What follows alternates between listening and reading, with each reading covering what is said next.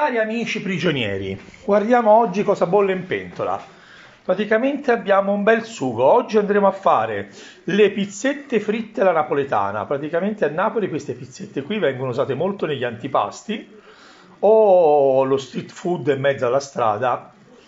Ti vengono fatte al momento, te le danno e te le mangi lì davanti a loro o camminando. Una cosa semplicissima, molto ghiotta, va bene per bambini, vecchi, trans, va bene per tutti. Ho fatto andare un sugo 25 minuti, ci ho messo dentro un pochino di aglio incamiciato che poi dopo ho tolto, sale, pepe, origano importante, una punta di zucchero per levare l'acidità. Ok, il tempo è arrivato. Ieri sera ho fatto un impasto per la pizza. L'ho fatto ieri sera così per 12 ore, è andato. Di qua ho preparato un pochino di parmigiano, in verità è grana, di quello semplice, è grana padano con l'80% grana e 20% ci ho messo un po' di romano per dargli un pochino di sapore. Prendete un pezzettino del vostro impasto che ha lievitato 12 ore, il mio, nel caso vostro potete fare la stessa cosa, la sera prima e la mattina ve lo ritrovate.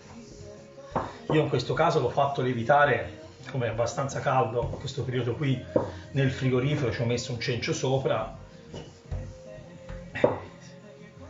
non si va un po' troppo oltre, se era magari un po' più freddo andava anche bene fuori. Allora, impasto, faccio un po' grossolano, un po' altino. Allora, solitamente a Napoli in mezzo alla strada le fanno grandi queste qui, addirittura le fanno grandi in questa maniera. A me in questo caso le vado a fare come antipasto, sono io da solo, mi mangio una roba così, muoio. Le faccio piccoline, le faccio, prendete una forma che vi piace, ok, me ne farò 6.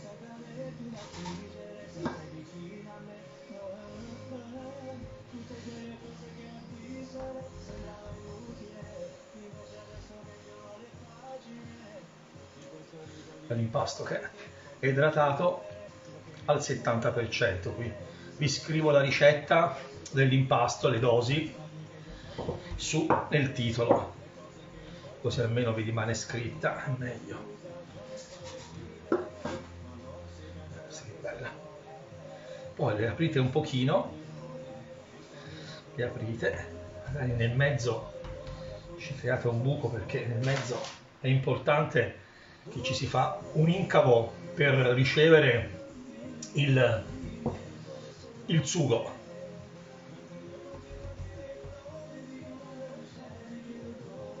Queste qui ora dovranno tornare su, rilievitare una mezz'ora, 40 minuti. Allora, le lasciate stare tranquille, magari ci mettete su un canovaccio, così aiutate la lievitazione.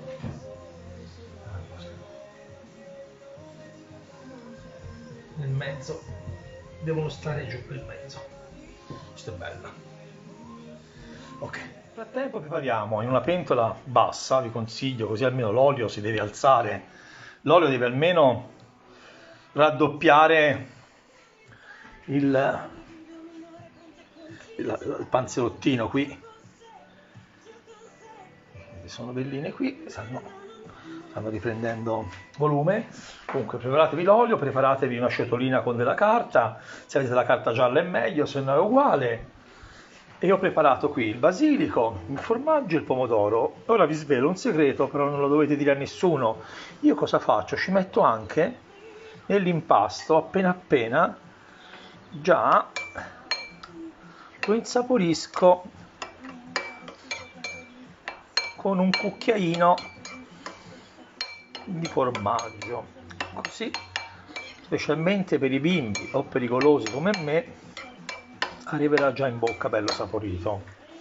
È importante che l'olio sia 180-200 gradi. Io faccio così, prendo uno spaghettino, lo butto dentro, lo vedete? Oh, vuol dire che la temperatura ora c'è, questa è la riprova. Andiamo a calare. Perfetto. Col cucchiaio spingiamo ok, l'interno lo facciamo andare in giù perché vogliamo creare, come si è detto prima, un incavo. Perfetto, l'incavo c'è.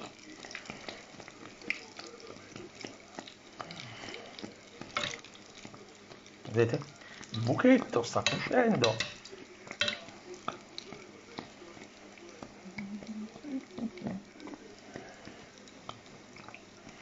Sta venendo, si deve dorare. È anche un po' troppo grossa. Meno male che questa qui è la più grossa.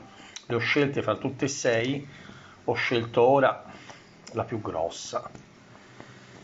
Però a me mi piacciono un po' più piccoline, che con 3 morsi le mangi.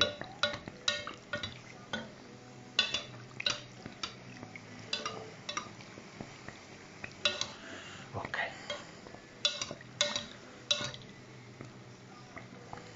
Mi scordate il buco.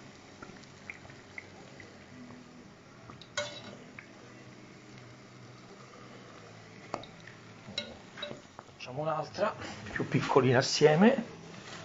Guardate, quando è dentro tenete giù il buco, se no si gonfia. Credetemi, ora ecco qua.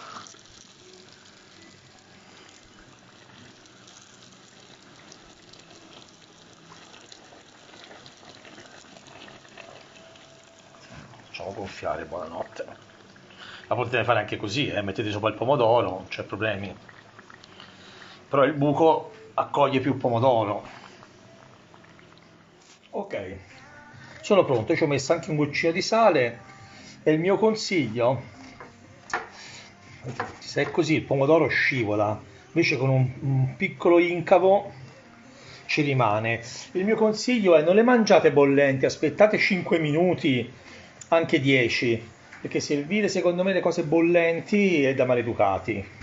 Questo qui è una cosa che ti strina il palato. Un po' di pomodoro, il formaggio, il basilico e ora è il momento quello tanto atteso. Mm.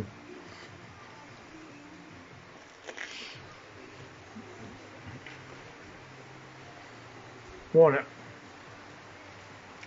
veramente buone. Mm. Mm. Scusate. Mm.